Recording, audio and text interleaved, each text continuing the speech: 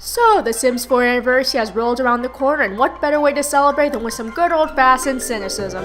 Now, I know that I'm far from the only one to make a video criticizing The Sims 4, and I don't know how much new stuff I can add that hasn't been said before, but seeing as how the Sims series has always been a favorite of mine, I figured there'd be no harm at least talking about my thoughts on something I cared about.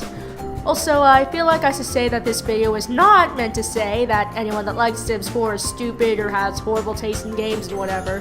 I'm just talking about my own opinions on the game. Anyways, my first experience with the Sims series was with The Sims 2 Pets for the PlayStation 2, which I was practically addicted to as a kid.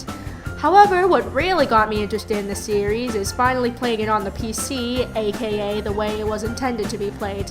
Now, admittingly, some parts of the game have aged better than others, but it's still a game that gives a lot of joy to players even all these years later. And then The Sims 3 came along. It was a very good game. In fact, I can't really say that I prefer one over the other because they both have really good qualities to them, even if there are a number of differences between the two. However, it's also when I began to notice EA's typical influence in the game. Right on release day, The Sims 3 online store launched, and it would encourage you to use their microtransactions for said store right in the build and buy menu. By the time The Sims 3 ended, there were hundreds of items that the game would urge you to buy from the store.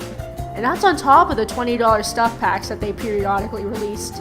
These store items aren't cheap either. For example, a bedroom set I found was about $10, and there are many more item sets that are the same price and even higher, making them more or less stuff packs in all but name. And then there's a world you can buy for $20 each as well, so it's not exactly a secret that EA was looking for every way to nickel and dime its customers.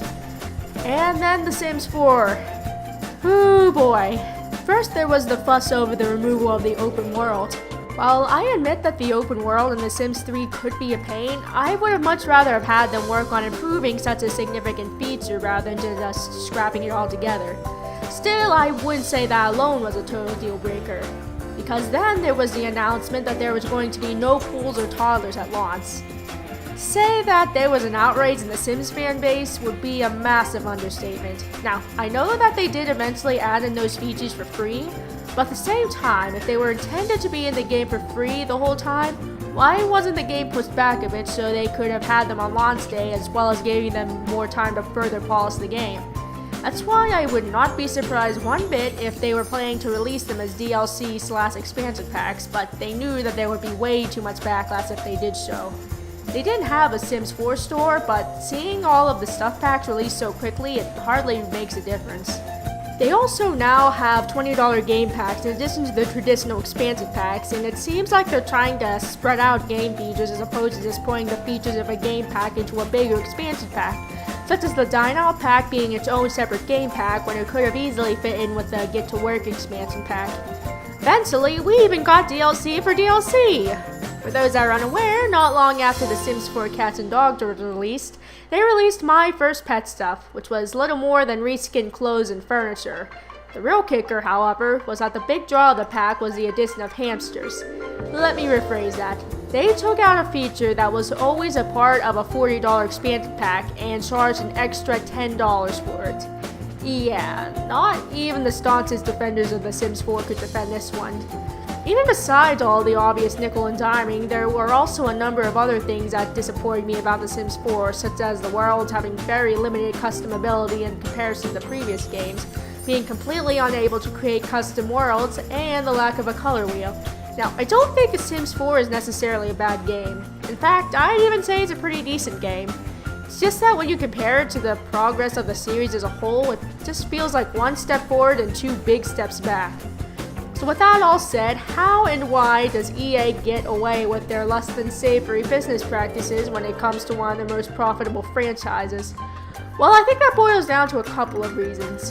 First of all, a lot of Sims players are fairly young, and a lot of them probably just buy the packs without fully understanding the ins and outs of EA.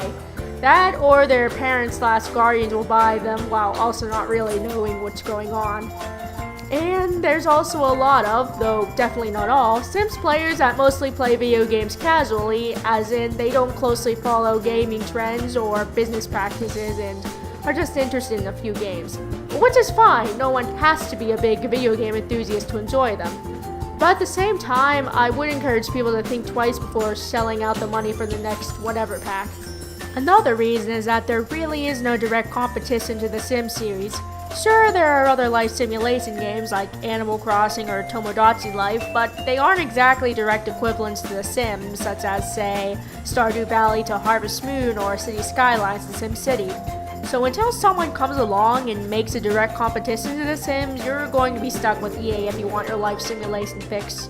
So yeah, I watched a series that I enjoyed immensely slowly become a money trap as well as going downhill in quality in general. The Sims 4 will almost certainly be successful throughout its lifetime, however long that may be, and I'm genuinely worried for the future of the series if the trend continues. I know that this is such a huge cash cow for EA, so I don't anticipate the game being next on the chopping block anytime soon. But either they're going to butcher the game to hell and back because they know people will still give them their money, or people will finally say enough is enough and the game will one day be killed off without a second thought. And that just makes me sad.